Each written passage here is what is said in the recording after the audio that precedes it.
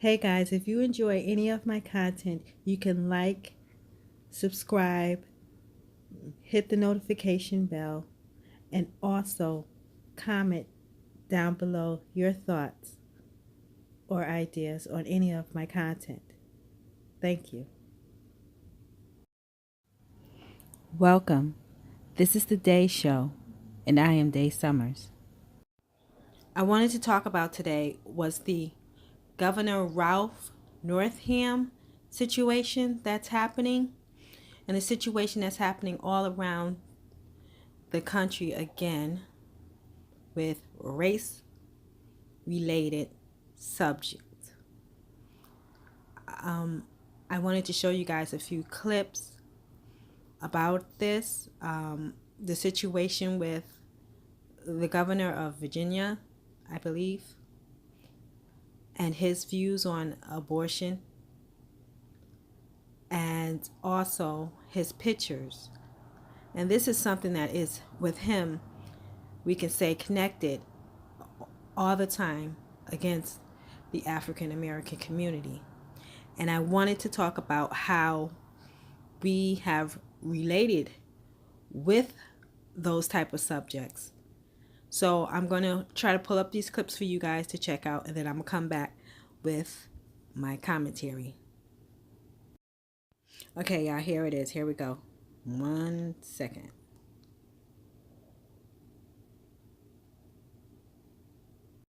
And remember, guys, you can like, subscribe, and also comment down below your thoughts and ideas about this situation. And we're seeing this come out more and more during this political season that's going on. And like I've always told you guys, this has always been here. And we have always been bamboozled by groups of people. I mean, now you're seeing now in the Democrat situation, you see a lot of their leaders are coming out of the woodwork. So guys, I'm going to try to pull up these videos for y'all to check it out. Hold on 1 second. No exception. There was a very contentious committee hearing yesterday when Fairfax County Delegate Kathy Tran made her case for lifting restrictions on third trimester abortions, as well as other restrictions now in place. And she was pressed by a Republican delegate about whether her bill would permit an abortion even as a woman is essentially dilating, ready to give birth. And she answered that it would permit an abortion at that stage of labor. Do you support her measure, and explain her answer? Yeah, and I wasn't there, Julie, and I certainly can't speak for Delegate Tran, but I would tell you, first thing I would say, this is why decisions such as this should be made by providers, physicians, and the mothers and fathers that are involved. There are, when we talk about third trimester abortions, these are done with the consent of obviously the mother, with the consent of the physicians, more than one physician, by the way. And it's done in cases where there may be severe deformities, there may be a fetus that's non-viable. So in this particular example, if a mother is in labor, I can tell you exactly what would happen. the infant would be delivered. The infant would be kept comfortable. The infant would be resuscitated if that's what the mother and the family desired. And then a discussion would ensue between the physicians and the mother. So I think this was really blown out of proportion. But again, we want the government not to be involved in these types of decisions. We want the decision to be made by the mothers and their providers. And this is why, Julie, that legislators, most of whom are men, by the way, shouldn't be telling a woman what she should and shouldn't be doing with her body. And do you think multiple physicians should have to weigh in, as is currently required? She's trying to lift that requirement. Well, I think it's always good to get a second opinion, and for at least two providers to be involved in that decision, because these decisions shouldn't be taken lightly. And so, I would certainly support more than one provider. All right, let's go back to the phones now for the governor. We're going to talk now with Mike, who's calling. We turn now to the blackface controversy surrounding Virginia Governor Ralph Northam. Nearly every politician in Virginia has called on him to resign, but now he's asking his cabinet for more time to decide his next move. Virginia Governor Ralph Northam ignoring growing calls for his resignation. I think he has to come to grips with the notion that he doesn't have the authority to lead anymore. Fellow Democrats now suggesting Northam is staying in office out of pride rather than for the good of the state. This is the 400th anniversary of Africans coming to Virginia in chains. The juxtaposition of that ceremony with a governor that's misled us about blackface, who's been in blackface, is just not a picture that Virginia wants to put forth to the nation or the world. Northam's trouble started after this racist photo surfaced from his medical school yearbook page. Initially, the governor admitted he was in the picture, but then an about-face days later. I believe then and now that I am not either of the people in that photo. Northam did admit he appeared in blackface at a different party that same year, though dressing up as Michael Jackson for a dance contest. I used just a little bit of shoe polish to put on my cheeks. If Northam were to step down, next in line is Lieutenant Governor Justin Fairfax, who is not calling for the governor to resign. I believe that the governor has to make the decisions in the best interest of the Commonwealth of Virginia. But Fairfax says he is ready to lead if he needs to. We always have to be prepared to assume our roles and responsibilities that are given to us by the Virginia Constitution. And if Northam does step down, Fairfax would be the second African-American governor in Virginia's history. Well, Planned Parenthood is still around and still getting hundreds of millions of taxpayer dollars every year. 2017 was an especially great year for Planned Parenthood by their grotesque measurements. The organization committed 332,000 abortions. That's 11,000 more than the year before. They also took in just under $564 million in tax dollars. That's 20 million more than 2016, in case you're keeping track, and we are. And I'll give you an example of why it's corporate welfare. In 2015, a revenue over expenses profit, $77 million. In 2016, profit, $98 million. And then in 2017, a whopping $244.8 million profit of revenue over expenses in the same year that you note that we gave them more taxpayer dollars. What is your opinion? Should he resign? When the story initially broke, I said, well, wow, 35 years ago, we need to forgive him. However, forgiveness is one thing, but how do we move forward is another thing. And rather than to ask the governor to resign, I would ask him to rescind all of the legislation that he has approved that supports the crime against humanity, which is abortion. I would say stay there, reverse all those actions, stop agreeing to kill little human beings in the womb. You're a pediatrician, you know those are human beings right there in the womb. And so I believe he could do a really good deed if he's very serious, especially about that apology.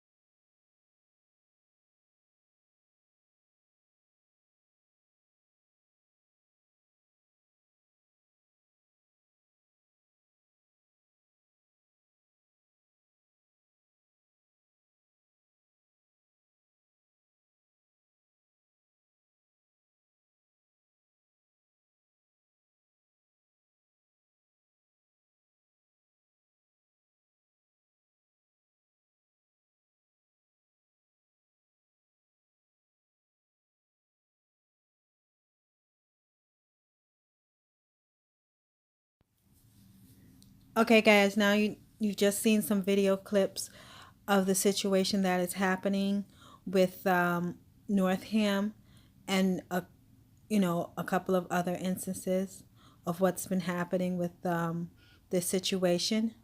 Now you guys can see how long we have been waiting and observing and participating and involving in things that are our own demise. And this is from the Democratic Party that has associated itself as being the champion of the African American community. But we're seeing that they're showing themselves to be so hypocritical. With the abortion rule that is now that they're pushing forward with, it to me sounds a lot like, almost like, religious sacrifices, which they're trying to put in law, and they're using for their foundation the killing of black children. It seems to me. I mean, it's children in general, but it seems more worse for African American children. Also, these people that are our leaders, that we've aligned ourselves to be our heroes, or whatever you want to call them, our leaders, they are the ones who seem to be our worst enemy. And we have to learn to discern, have a feeling of discernment within us when we're listening to people and their thoughts or beliefs. People could be, you could be sitting there just paying someone and elevating someone to give them the power to just kill you. It feels. And I think that we as a group of African Americans, we need to learn discernment. We need to know when and how to listen, and when and how to strategize on our own survival, because it's getting real out here. And we need to figure out who we're going to choose as our leaders. Now, I'm not a real deeply religious person, at all anymore. No, I don't get into that. But a lot of this sounds to me like belief systems and religious propaganda, religious practices and stuff that they're trying to put in effect to work. Now, I never ever really believed in that as being something that is very able to control people or do much to people, but I'm starting to believe that, because we're doing a lot of things now that I'm seeing that I know that people practice, as in doing sacrificial practices and all those things, and this stuff is coming into our laws, and this is being used by the rich and powerful, and I don't want us to be used that way. Even though we seem to have a certain type of value, I'm not sure what it is, but we do, and if we do, we need to learn how to discern it. Now, there have also been religious leaders who have been speaking out, that should speak out and say, hey, this is wrong, this is craziness. I have another clip of another person. I don't really believe in religious stuff, but some of the things I can't agree with him on. Someone has to say something, and someone has to have common sense or a mind of discernment that we could be able to figure out who we should, go and ask for them to be our leaders. Now, there are Democrats that are coming up in office now. To me, they just look like blackface. None of them have ever shown a commitment, a real commitment to the African American community. They might have started off that way in order to get their help. And once they got their help, they just went somewhere else. And that's just how I feel about them. I am not voting no type of Democrat. I'm not voting Republican. I'm just going to vote for whoever I feel is going to help whatever need that I feel will be best for us. That's how I feel. So, and that's why I'm an independent now. I used to be a Democrat, but I couldn't take it after that last election, and I saw what I saw. People are saying that, certain people are this good and that good. I'm not voting nothing Democrat. I know that much. But and I'm hurt to say I might vote Republican, and I'm not asking nobody to vote Republican. But the way I see it, we know what most of those Republicans are about, so we can handle them. The surprise is basically coming from the Democrat system, to me, in my eyes and in my feeling. So I'm not, this is how I am about this. I'm not asking nobody, I'm not telling nobody to vote Republican. You do whatever you want to do. I'm not even telling people to vote. You do whatever you want to do. But I think that we should have a moment of discernment to figure out and strategize what's best for us. Now, and that's very hard too, because sometimes your heart might give you the misrepresentation, or you might get tricked. And that's okay. Everyone gets tricked or makes a mistake, in trying to judge what's right.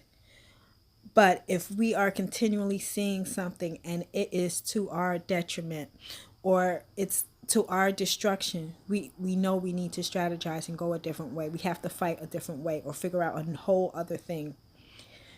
That is why I was thinking about when I was telling people to not march, Black people, because that always ends out as the worst thing for African Americans. And since then, have you seen how much things have changed a little? Now, I'm not saying that was the greatest idea, but it's one of the best ideas, I think. Also, and it also seems as if we are, when we sit back and we stop and we look, you can see it almost seems as if there's some sort of control trying to force us to do certain things. And this is part of the things that this is doing. They're trying to trick us into doing, which is okay. It happens, I guess. That's a part of life, I guess. But we have to know how to handle that. But also, too, when you stop and you sit and you watch and you strategize, you start to see also, their tactics, things that people are doing. And you can see that there's some sort of a control or plan going, which is good for us because we can see that now. Even with the things that were going on with Jesse Smollett and with Neon Nielsen, whatever his name is, I'm going to talk about that because, to me, the whole thing is funny and it's kind of good. It's a win-win for all of us,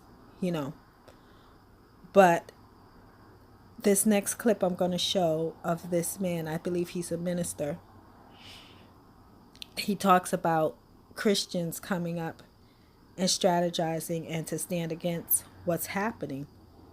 Black ministers, where is the black church, But this is why I say we as people ourselves, we need to have a level of discernment ourselves. We know we have to protect our children. We know we have to protect our families. So we have to pay attention as to who we are allowing to come up in these offices and make these rules and these things. Also with these foundations and all these other things that you see, a lot of these sold out actors, celebrities that they're creating those because those are a part of a plan.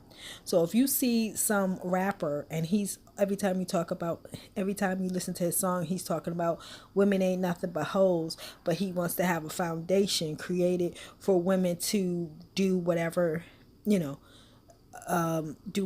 and we all go flock to it and then find out he's also paying money to Planned Parenthood, and that's the same thing with Kaepernick. We can use celebrities, we use them at a certain extent, we can use their platforms to get across our messages, but we shouldn't get so caught up in them because that's how that control happens. And I'm only saying that that's just a level of discernment. That was like with the Kaepernick thing, he's doing this kneeling and, a lot of people was like, boycott football. Don't boycott football because now we have a platform where we can get into them and have them do things in the community or have some sort of a platform where we can get out the message that we want things done, in the community and stuff. And we can use those players' platforms and their money because, they have money whenever we can. And that's good money. That's money from, at least from athletes. That's good money because that's money that they've earned and that they have achieved through, good means, and this is why the athletes get attacked the most, because their money is good money, and that's why we should support them, because that's money also that can come back into the African American community. Now, all these African American athletes, actors, industry people, they're going to need the African American community again. Believe me, trust me. And that's why they try to put these certain ones that sell out, they try to put these foundations there to say, oh yeah, we did good for you even though we sold out, but we would have to deal with them, with us, when that time comes. We have to ask them, they have to ask us for forgiveness. So, and we have to do our own judging with them. But as we have them, we should be using them. We should use them. I mean, I was beyond hurt when you tried to get Kaepernick to, encourage him with his Nike thing, and then the next day he contributed all his money to the Planned Parenthood. That's okay, because you know what? That's who he works for, and he's afraid of them, of course. So, and this is why it takes discernment. It also takes discernment in forgiving people, because a lot of those guys are controlled. They're afraid for their lives too. And that's why, and that's something that I had to learn in when I was condemning these people, because a lot of them have to, they're probably in something that they can't get out of. And we have to know that. But so we have to know how to use this and strategize this. Now, this last clip I'm going to show you of the minister, he's going to be talking about how Christian leaders should come together and fight, but they need a way to fight. They need to know how to fight. And that's a big thing where you would have to use discernment. You would have to use, knowledge, forgiveness, compassion, understanding. And then sometimes you're going to have to use the word effort, because there's a lot of things. We're always going to have to go out and march. We're always going to have to go out and fight. We're always going to have to go ahead and bust somebody's behind. That's just a given. So that's why I say that we don't need to do it as soon as someone else is forcing us to, because there is going to come a time we are going to have to go out there. We are going to have to do this. And then there's just times where we're just going to have to laugh and say F it or F them. Little things. You have to strategize a different way. And that's the thing with Jussie Smollett. I'm saying, I thought it was funny. So, I mean, he sat there, went in on, he flipped out. He flipped out on white people. I mean, I don't know. I don't know where he got that idea from. Who knew?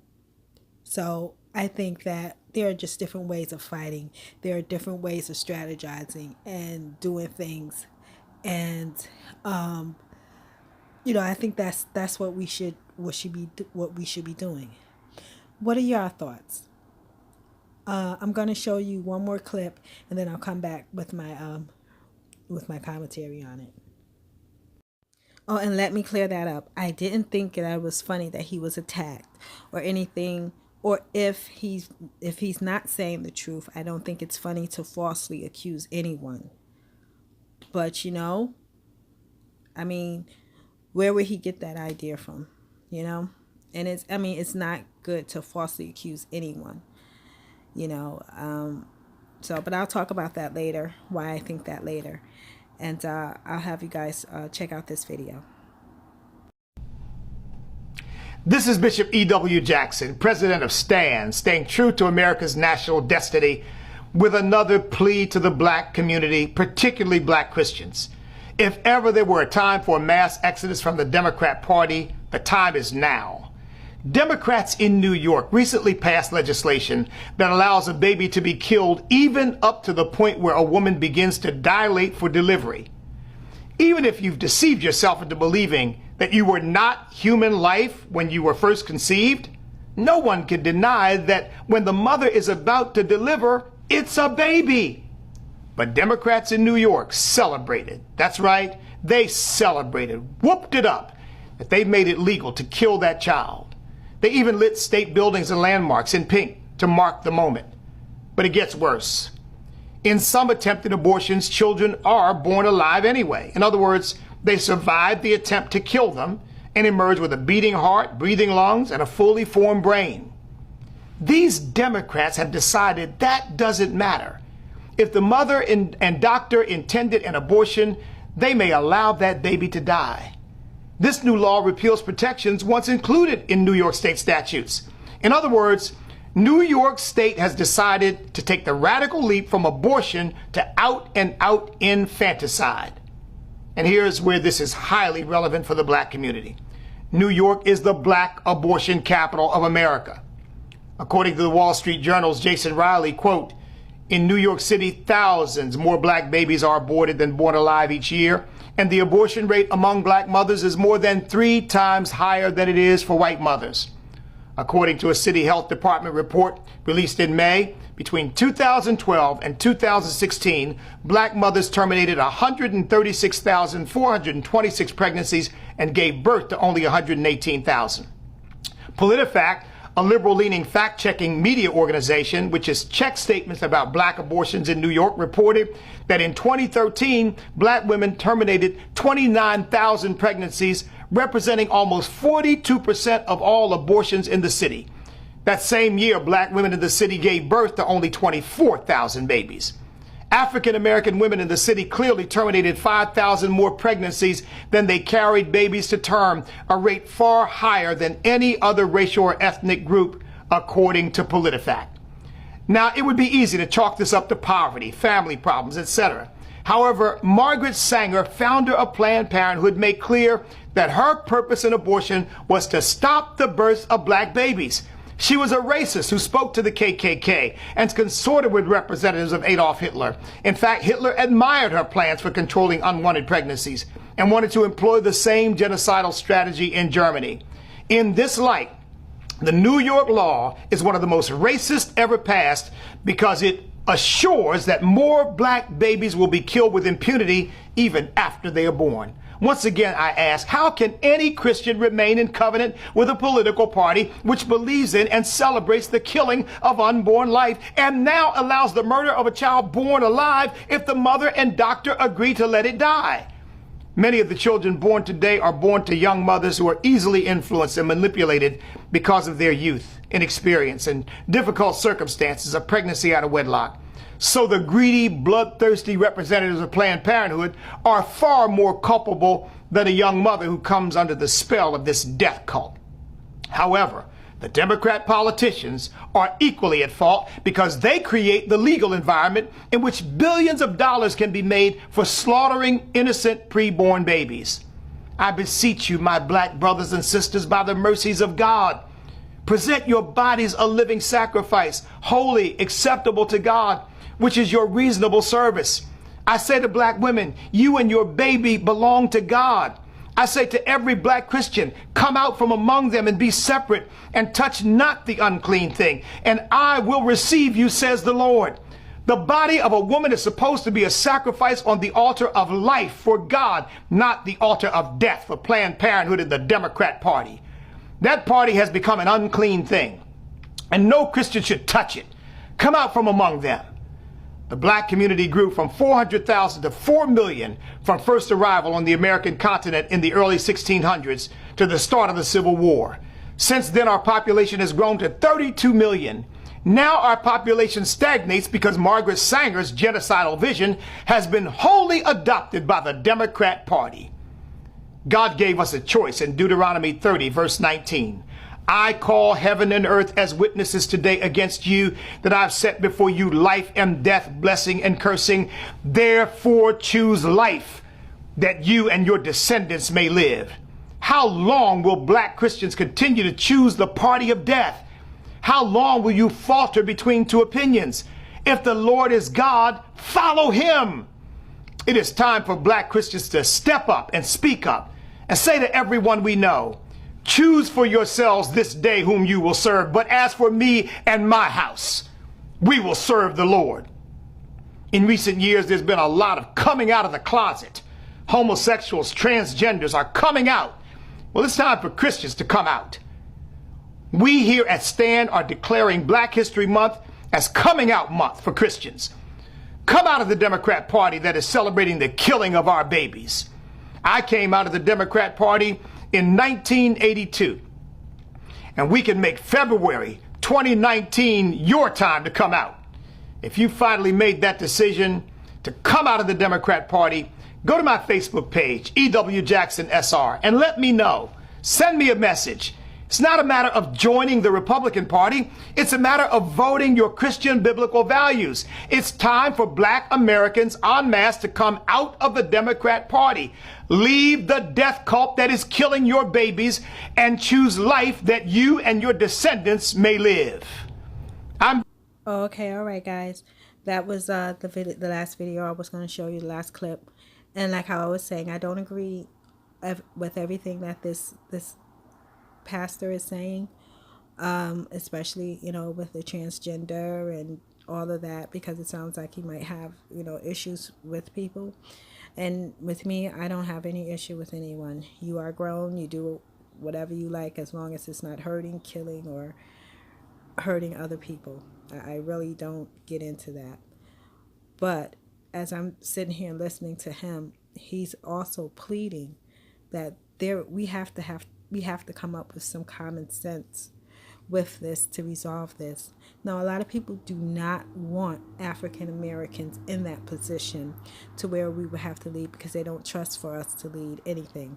And a lot of people just want to take over places because, you know, they're power hungry. African Americans in this country, we sort of have the right to have this country, and we have the inherent right to be leaders in this country, especially when it comes to injustices that are deemed social or political or however.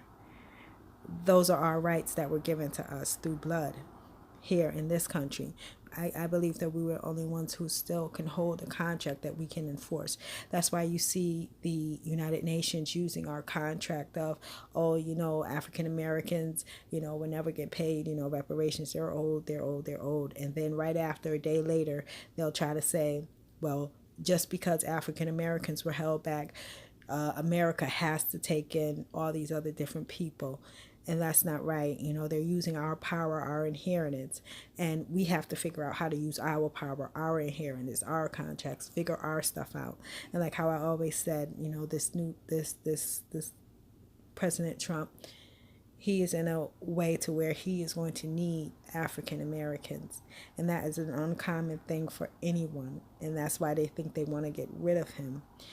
It doesn't matter, because really the whole country is going to need African Americans, because they're going to need that contract. That is the only outstanding contract in this country that has power with the United States. And that is why we were always being used. That's what I believe. You know, I'm a conspiracy theorist. I'm going to admit it. And that's what I believe. But I also believe that we need to fight a different way. We need to find a different way. We need to help each other. African Americans should be helping African Americans right now. And then we go back to help other Africans. And then we go back to help Native Americans. And then we go back to help other people. You know, we also have to help white America also in order to keep our promised lands. You guys let me know what you think down in the comment section below. And if you like commentary, you can hit the subscribe button and also hit the notification bell to receive notifications of any content that comes up. I hope you guys have a good evening, and thanks for listening.